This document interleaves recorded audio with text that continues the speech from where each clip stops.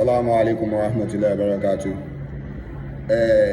Gbogbo àwa tá à ń jẹ́ mùsùlùmí lórí social media àbí àwa àfà orí social media lásìkò yìí, kí ló ṣẹlẹ̀ sí wa gangan? Because àwọn nǹkan tí à ń rí lórí social media ojú ń tì wá léè tí sì ń já sí pé àti ẹ̀mọ́ bá a ṣe fẹ́ ṣe ọ̀rọ̀ Islam mọ́. Because tá a bá wò ní ìsìn oríṣiríṣi lápọ̀ ń rí. Okay, mo wo ìkan recently ẹjẹ́ àwò.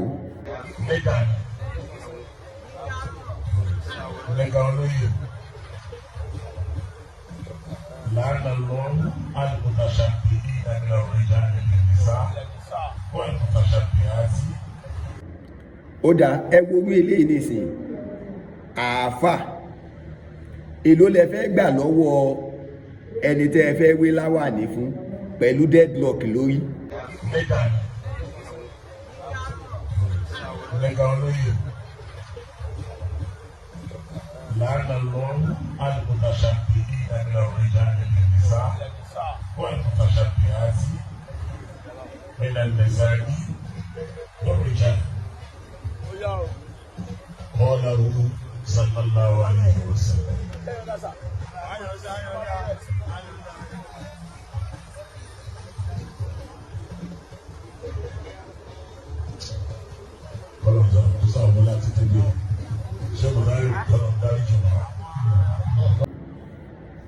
Ṣé mọ̀ pé Ramadan tún bọ̀ ní ìsìn ara Alfa pray Lailatul Qadri and award presentation ṣó ní làákàyè. Ẹ̀yin àfà wa, ẹ̀yin bàbá wa nínú Islam, ẹ jẹ́ á dìde sórí ọ̀rọ̀ Islam, ẹ jẹ́ á dìde sórí ètò àwọn alálàáfà League of Imam and Afas nílẹ̀ Yorùbá. Ṣé kò sí discipline fún tó ń jọ mọ́ ọ̀rọ̀ alálàáfà mọ́ nílẹ̀ Yorùbá ni? Because in táwọn àfà wa táwọn àfà táàrin lórí social media tí wọ́n ń ṣe nísìnyí oúnjẹ tó ń tini lójú púpọ̀. Tá bá sì wí ẹlòmíà ní kí ló ṣe ẹ́, kí ló kàn ẹ́? Gbogbo nǹkan tí àwọn tí wọ́n ń ṣe mùsùlùmí tí wọ́n fi ń ráàyè wọlé sí wa lára òun ni à ń ṣe lónìí. Kò wá jẹ́ ká rí ẹ̀kọ́ tí wọ́n ń pè ní Islam mọ́, kò jẹ́ ká rí ẹwà Islam mọ́, ọ̀tọ̀ ni tá a dẹ̀ ń rí. Ó dáa, nígbà tí odindi àfà tẹ́ ẹ fẹ́ wé láwàní fún yàn tó tún wá jẹ́ ni tó ṣe deadlock sórí, kí ni ẹ̀kọ́ tẹ́ ń kọ́ wa?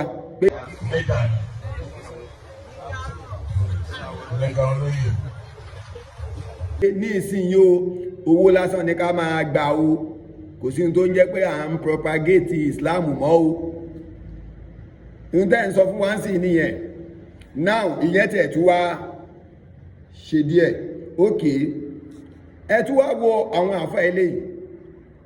Bó ti ẹ̀gẹ́ pé bàbá kan jọ kìíní àná ó lóun fẹ́ sa yá bàlágà lóṣù fún bàbá wa ìmáàmù gbogbo ìlú Ògbómọ̀ṣọ́. Àṣebọ́n ti ń sáré. البلاغ المبين قالوا إنا تطيرنا بكم لئن لم تنتهوا لنرجمنكم وليمسنكم منا عذاب أليم قالوا طائركم معكم أئن ذكرتم بل أنتم قوم مسرفون وجاء من أقصى المدينة رجل يسعى قال يا قوم اتبعوا المرسلين اتبعوا من لا. Àwa on ya èèyàn odindi èèyàn kalẹ̀ wọ́n wá kwẹ́sẹ̀ náà lé lórí wọ́n wá ń sá.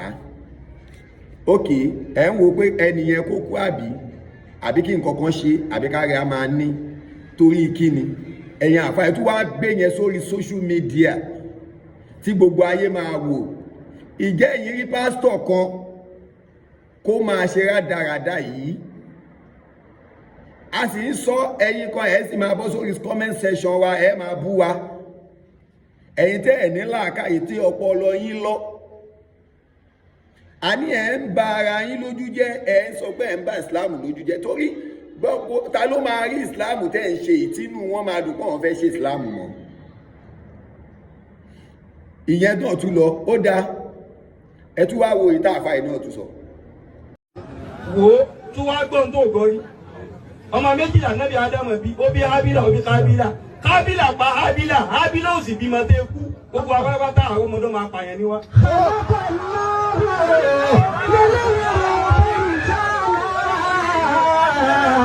Létún wo bí tá ti ń wò. Ábílà kò bímọ dé kú. Èyí tó jóló rere náà ànábì Ádámù náà nù. Kábílà òun ló bí gbogbo wa. Àwọn ọmọdé máa yá kìlà lébí bọ́.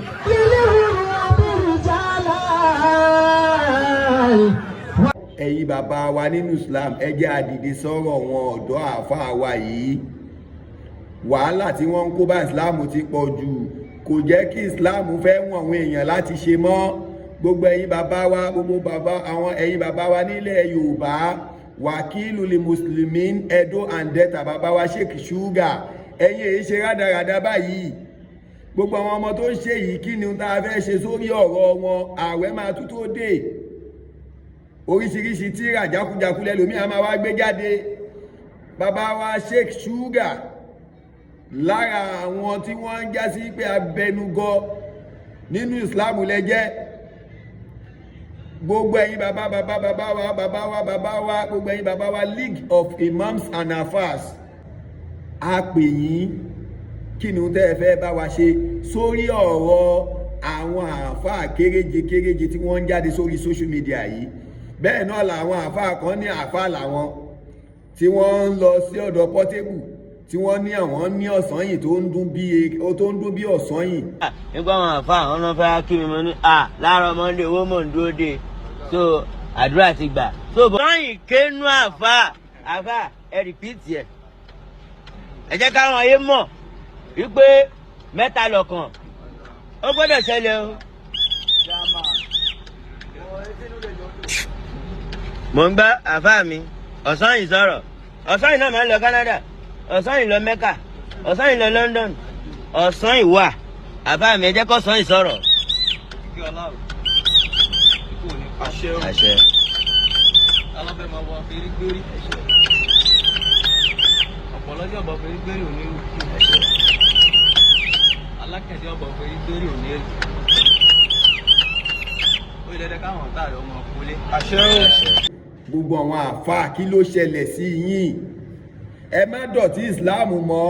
Islam ti kúrò ní lẹ́bù pé ká máa fi nǹkan tọ̀yàn jẹ lórí social media. So kọ́lọ̀ kójọ kó ṣàánú wa.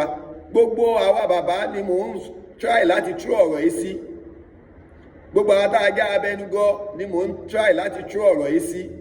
Ẹ checkmate àwọn àáfàá wa yìí.